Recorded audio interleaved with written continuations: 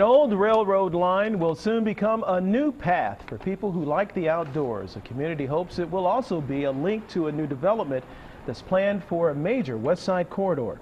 Good evening, everyone. The trains and the tracks are long gone, and in their place will soon be space for biking and hiking. The first phase for a new bike trail is moving forward as trustees in Green Township get closer to closing a deal to buy some property.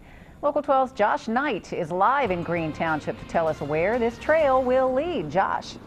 Hey, Kit and Curtis, we are hanging out right here, Bridgetown Road, where Race and Glenway meet. And just on the other side of this is where that bike path is going to start. Now, if we backtrack about 30 years ago, right where I'm standing now, I think you have a picture of it, you can see, but there had been a train trestle going above right across where we are. Now, that was the old C&O Railway, and of course, that's no longer here, but what's left of that path still is, and the town's going to take advantage of it. Now, what happens, though, not going to be just out there for the train tracks. You're going to need those running shoes or your bicycle to jump on this trail. Today, Green Township came one step closer to owning a stretch of land that will one day be a biking and fitness trail. Right now, it doesn't seem like much, but that's not stopping the buzz.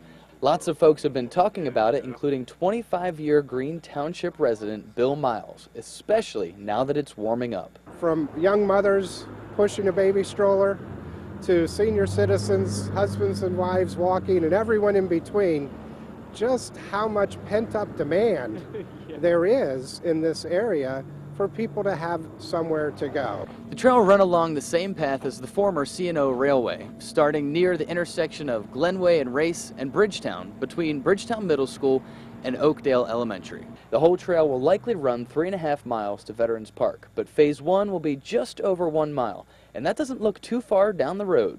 It is quite possible that in 2014 we could have some of the trail actually done. It is possible. Realistically, I think we'd be into sometime to mid-2015. But this trail is part of a much larger picture. And then the economic development comes right along with it. I mean, it's side by side, and that doesn't happen very often, especially when you're doing a park-like setting, which is what this is. Boy, we're just hitting on all cylinders because the developers are now excited. Phase 1 will run parallel behind this stretch of Harrison Avenue, and you've probably noticed some of the development. There will be a Dewey's Pizza and a Grater's here with other stores. I mean, we couldn't be more excited about the future. And in a time where revenues are down and communities are fighting for their lives, we're seeing growth in Green. But Mandy COYLE enjoys the trail as it is now, and she's been coming here since she was in middle school to enjoy the quiet. It's one of the special places I go to all the time, and there's not a lot of places around here like that anymore. And I just don't want too many places like that being invaded, because animals need a home too, I guess is kind of another way to put it. We have grand plans, but we want to take it a step at a time and do it the right way.